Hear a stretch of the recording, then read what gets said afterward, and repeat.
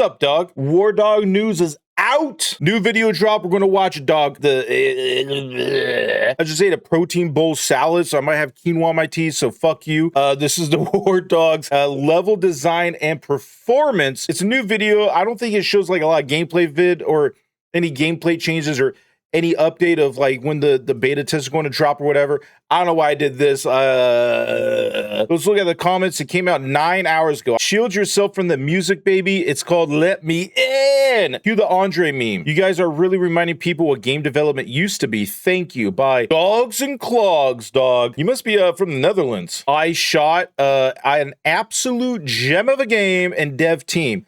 This will be a massive upgrade to the absolute chain of slop being released these days, dog. There's so much slop out there. We need a good game. Oh yeah, and I have this like little Fitbit thing. The wife was like, yo, dog, you need to get like working out. I don't know, it's supposed to measure my bone density. And what the hell is on this shit? The Universal Historical Designer Quantity and Compare Wieners?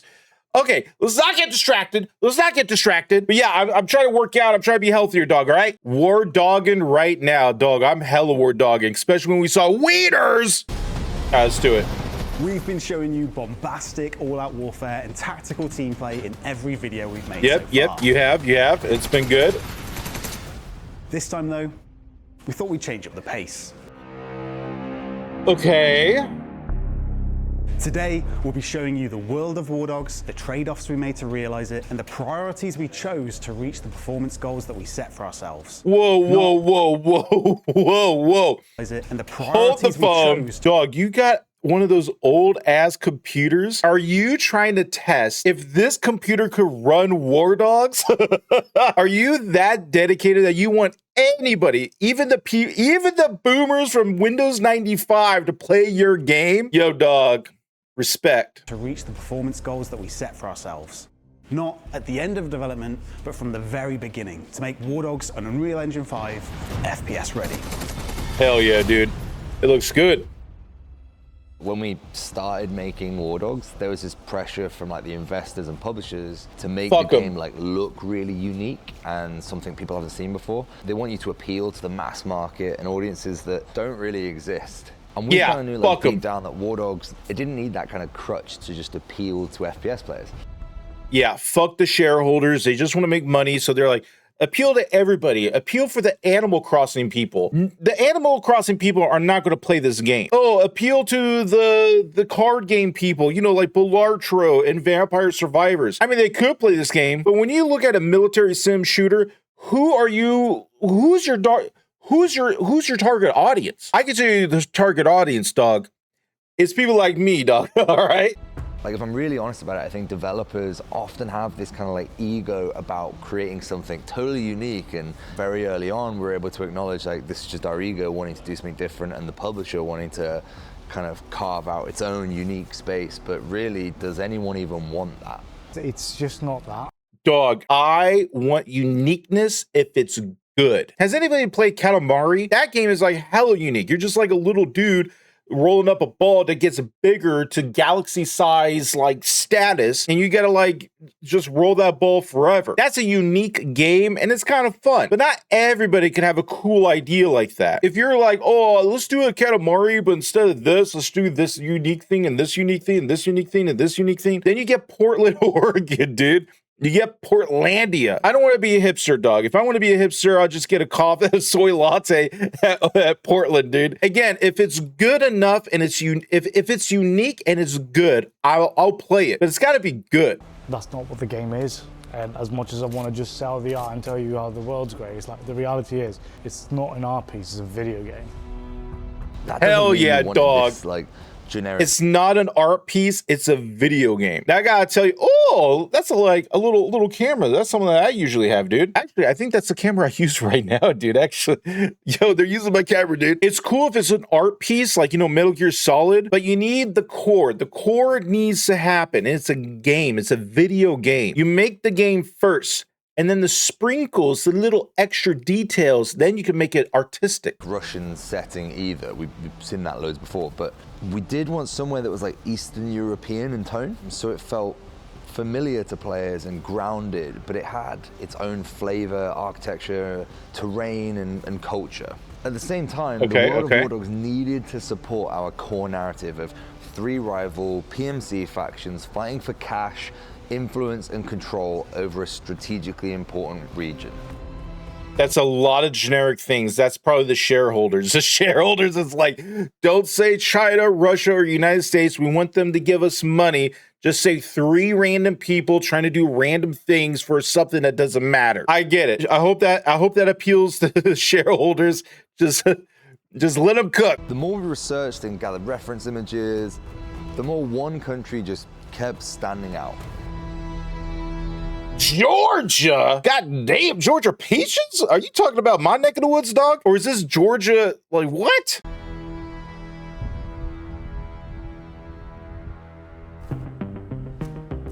You can see it playing up that hill. The geography, the location, how it was tied into the story and everything else. I think we decided Georgia was a perfect fit for the game. Wait, there's another Georgia that's not American? There's a Georgia in Eastern Europe, dude? What? You can try and get a feel for a place through satellite imagery, through Google Maps, but what we found, especially in Georgia, outside of these main cities, is that there's almost nothing. And I think at that point, Joe was like, yeah, let's go Georgia. Yo, I'm sorry, Georgia, Eastern European Georgia, your city sucks. That's why we made our nuclear holocaust zombie game thing, dude. We really wanted to make like this serious video about all this incredible research and all this reference material we went and gathered, and that really did happen. But if I'm honest, the amount of shit that went wrong on this trip was just ridiculous. It's like a pack of wild dogs. Damn, there's wild dogs, dude. It's called Wardogs, alright? It's like, no photos. Who said no photos? The guy in the massive truck. It was a really weird trip. There's bears in Georgia? So you got dogs, bears. Wait, is that going to be your new faction? You just spent like thousands of dollars like, let's go a trip to research.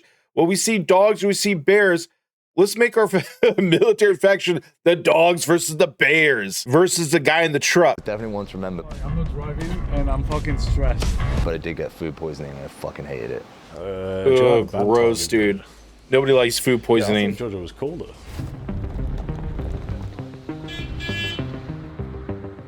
When we were Oh, that's- in Georgia, it looks we like kinda a had this nice mantra town. of, Doesn't look like- if this was a survival Oh my game, God, that looks where cool. would you explore? Where would you go and like look for something you needed? And that was kind of how we traveled the country. It has such a wide variety of like architecture and history. You know, you start on the right side in Tbilisi in the city, and it is very much a mix between modern and very historic. And then the further you go over, Okay, I'm shitting on the city because I don't know this Georgia, Eastern Europe place. I only know the Georgia in America.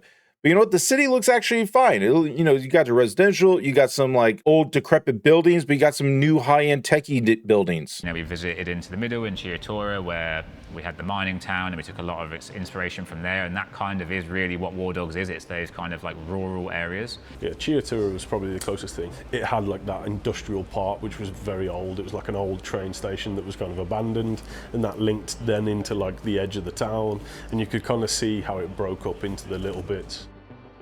Outside of Tbilisi, there was a town there, and it had all of these train carts that were like rusted out and abandoned, but people were using them as like sheds. Oh, weird. That kind of Okay. inspired some of the areas that we have now, and especially the flats that are in the game.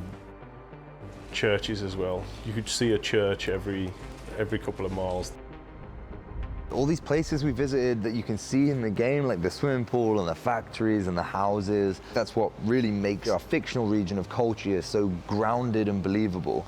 But Got none it. of that research, none of the art, none of the visuals matter in FPS if it feels like you're playing a PowerPoint presentation. Oh my God. Yeah, no PowerPoint presentation, please. You can make a game or a map feel like it's there, but how do you interact with it?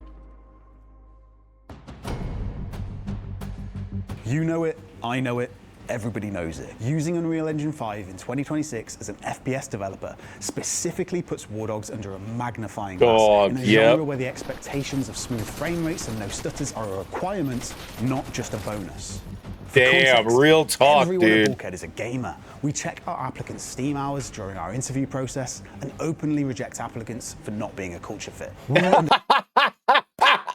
That is the best way to understand if you're real. Do you play the games? I wish most devs do that. If they haven't already done it, they should do it. I still remember this one time where this developer, I think it was like an artist or something, he was making Halo and he's like, I don't like guns and spaceship guns and yeah. But why work on Halo? You can work on like a fighting game or a racing game. Like, why here? And I get it, you know, jobs might be kind of tight, so you have to get what you get. Again, if you're going to make a product, you should have a little skills or some knowledge or just a passion for that game. If you're making a video game, you should also be a gamer. Understand as much as you do how important a solid frame rate is to good game feel. The only reason we move forward our release date is because we hit our minimum targets.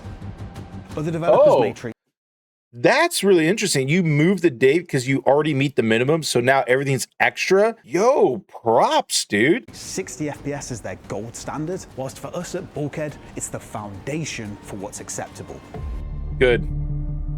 100 players in the same locations, not scattered all over the map. Dynamic base building, vehicles, infantry players sending important gameplay data to each other within large destructible map.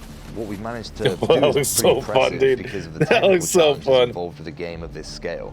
I think it's frankly a miracle like that we've gotten this far, right? And it's obviously a lot of hard work. There's no other game you can kind of compare Wardogs. This is the man I think about Wardogs. You got the hipster nerdy glasses. This whole look screams like you're a hipster. But that body, dog, that is a military gamer body, dog. I trust this game in that man's hands, dog. Wardogs too. Battlefield is probably the closest, but you can do a lot more in Wardogs. You can drive like 20 odd vehicles into the point and we go, okay, just let the player do it. So from like where we were and where we are now, it's definitely like night and day. Wardogs is a more demanding multiplayer game than most mainstream shooters. Here's an empty Unreal Engine project running out of the box. This is what most games give you. Oh shit, okay, yep. The top. It's not really about the engine, it's about the systems and how you utilize the systems within the engine. Most engines use the exact same rendering path. It's all to do with like the systems you use, balancing of the systems, constantly checking and being like really critical of it. 60 FPS is minimum for us. We've been trying to hit 60 FPS on the low spec. That has been like a clear goal. Whereas like most companies be like, oh, it's running 30 FPS, that's fine. It's not really, not in today's age. Props. We'd rather be up front before anyone Props. This is dedication, dog. Oh, this is the standard? Fuck the standard. We're making the standard. If you got a potato computer or a high-end computer, all of it's going to run smoothly. I mean, you kind of have to because it is like 100 people playing in one match. So you want the best experience for all. Spending their money and ending up disappointed. You will not be able to run this game at 240 FPS native at 1440p whilst on our highest graphics settings. That fact alone may be a deal breaker for some of the wider Steam audience used to less demanding 5v5 shooters. From the feedback we've gathered across a range of hardware, most players are pleasantly surprised. Wardogs delivers good performance to most users. There's always a limit to that though. PC upgrade prices are crazier than ever. Yeah, unfortunately. That's why we're introducing potato mode. That's so stupid. That's so stupid. Into a normal game. That is so stupid. That is so stupid. At least you guys have a good sense of humor, dude. When he was saying you can't run it at this, I was like, oh shit, maybe. And I was trying to think about it. And then he's like, nah, everybody could do it in the price.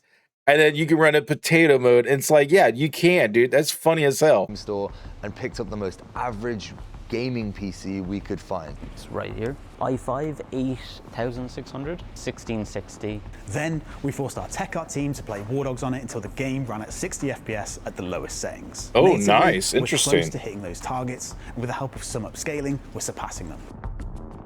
On the flip side of solid, potato nice. we have overkill mode.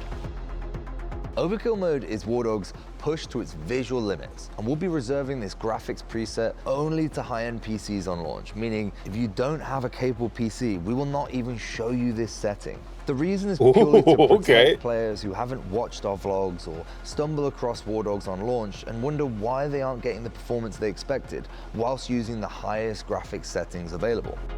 So to combat that, we're only making Overkill available to players on 40 series cards and above.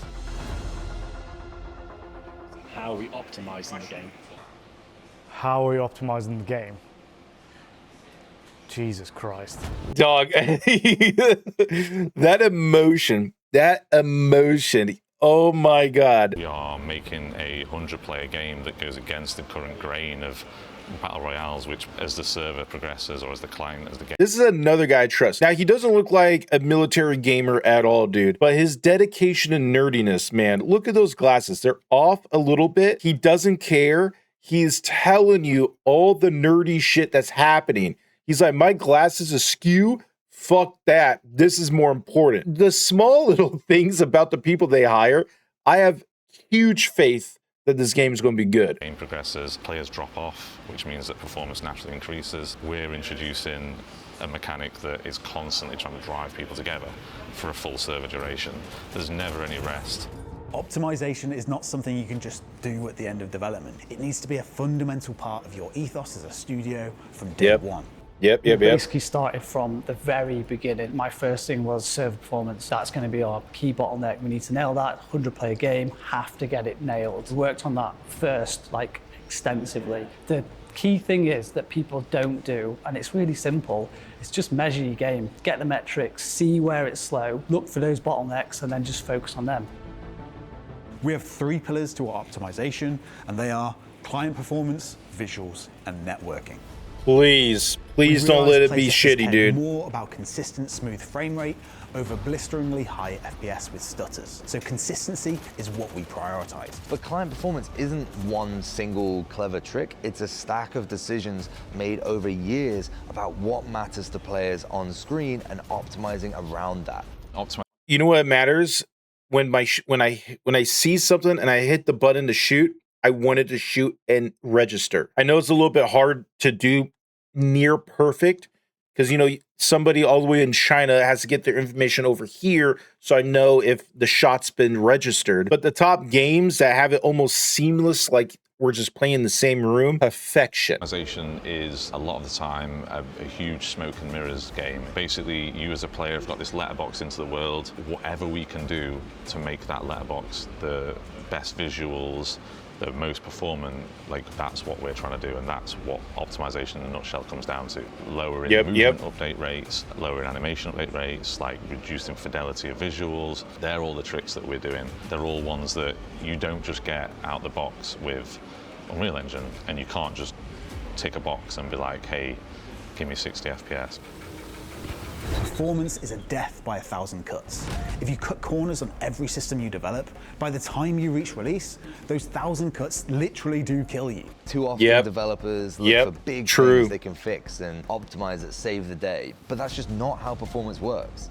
That amateur approach has continuously disappointed gamers. So by focusing on performance from day one and being incredibly strict and bullish on our team about performance, we've been able to deliver only what we would consider good enough. I love to hear that. I really do love to hear that. We kind of always put performance first, and then we try to get as much like visual fidelity out of it as we can. It's not sexy to have performance as an art pillar, but it's true. Accessibility is key with these kinds of games. It's not sexy, but you have to have it. Because if the performance goes out the window, this is going to be a massively multiplayer online game. 50 versus 50 on one of these big maps with explosions and vehicles and just everybody shooting from the hip. You need it to perform well. If 69 people start shooting and blowing shit up and the rest of the people just lag out and they can never play, then you're not doing the full game of 50 versus 50. It'll just be an imbalanced team, and then people will be like refund, and then no one's going to be playing the game. You have to have performance perfect and the connection perfect so then people can play your game. So these guys are knocking it out of the park. I love to hear this. We have like this huge map, you fly through it, you're loading stuff in, players are dropping stuff, players are driving vehicles. All of that behavior has a cost. We mix new and old rendering techniques on purpose. For example, we use trim sheets a lot, but then we also use nanite, which is like a brand new virtualized geometry, high-end behavior. We kind of have to balance that, right? You can't just go, okay, all nanite have like super dense geometry. We have to compromise on fidelity sometimes. We can make it look really good. You can turn on all the bells and whistles, and then everyone's capped at 30 FPS. It's not good enough. There's always room for more improvements. So no, I'm not. It's kind of funny. I should have paused it before, but like you see like the trees, like the leaves, they look all detailed. The leaves look all detailed, but then you look at the other leaves, they're just like bricks. Satisfied because we've still got time and we can still get better perf. There are constraints, but it doesn't mean I'm just going to give up and be like, well, so it can be. It's just you have to keep pushing. Same with. So we saw the nerdy guys. This guy's face, he has seen death by 1,000 suns. He has seen the sun getting blotted out by just arrows. He's seen it all and he's tired of it all. And he's doing the job that nobody asked for, but we definitely deserve. His face of determination in the wake of being tired and bored and mindfucked gives me hope for this game. Perf, same with art, same with anything. Straight up, it just doesn't matter how many frames you get if your shots on target don't connect. That's an entire video in itself. We'll release that at a later date. For now, just know we'll treat it at the same level as performance when it comes to game feel and responsiveness. When everything in Wardogs comes together in a playtest, the immersion of the environments, the spectacle of the visuals, along with the performance and network reliability holding up, Wardogs is genuinely one of the most fun projects we've worked on, and everyone comes away from a playtest with their own Wardogs moments. It's so validating to know it's not just us saying it now either. Playtesters are having just as much fun as we are, posting their own Wardogs in that pre-alpha testing channel. Nice. You turn me back to base? Yeah, sure, let's go. Right, that's it. From Make sure you sign up to downtown playtest and wishlist the game. If you don't wishlist, you have zero chance of being invited to play. Dog, I've wishlisted. I've been talking about this game on my channel.